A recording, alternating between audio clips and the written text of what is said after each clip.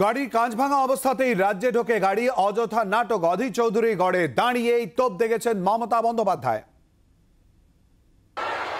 আমি মিটিং আস্তে আস্তে হেলিকপ্টার একটা মেসেজ পেলাম যে কংগ্রেসের একজন নেতা,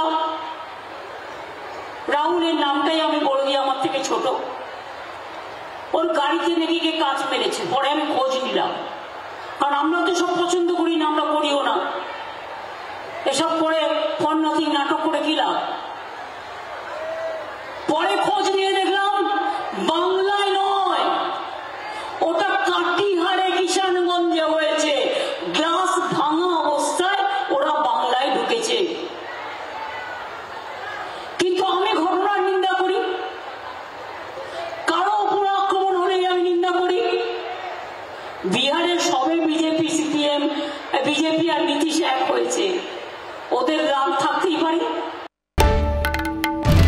বাংলার আওয়াজ, বাঙালির আবেগ, জি 24 ঘন্টা।